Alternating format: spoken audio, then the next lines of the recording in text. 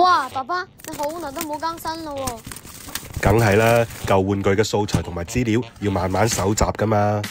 今期就同大家介紹住新玩具先啦。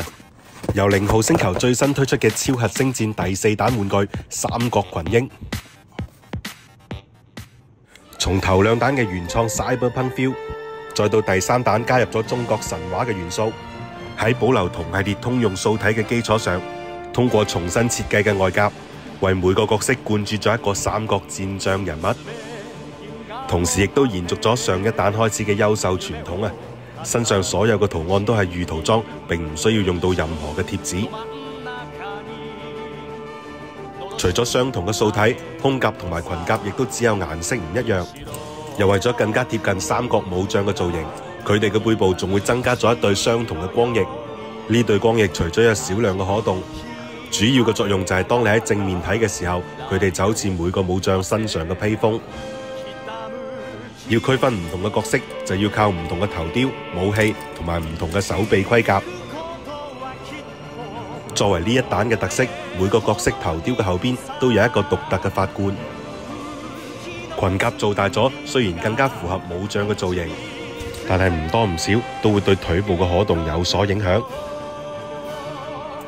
而呢一彈好幾隻都係揸長柄武器，有某些造型就需要把光翼拆低落嚟先至可以擺得出。等我哋挖翻上一彈出嚟，神話對戰三國其實都幾型嘅。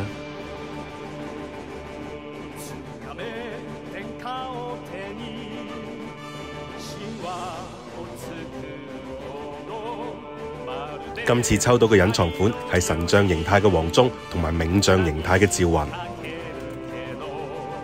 神將形態係全白色嘅素體，搭配上全金色嘅盔甲。除咗光翼同埋武器係透明件，全身上下金色嘅盔甲其實本身都係透明件再進行金色嘅塗裝。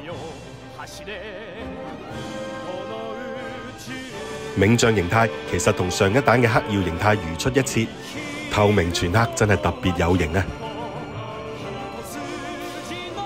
順便提醒下大家啦，每張人物卡背部嘅號碼，我哋可以喺0號星球小程序入邊輸入號碼，點亮人物，獲得星元，參加官方嘅抽獎同埋兌換精美小禮品活動。咁今期嘅分享就先到呢度啦，我哋下期再見。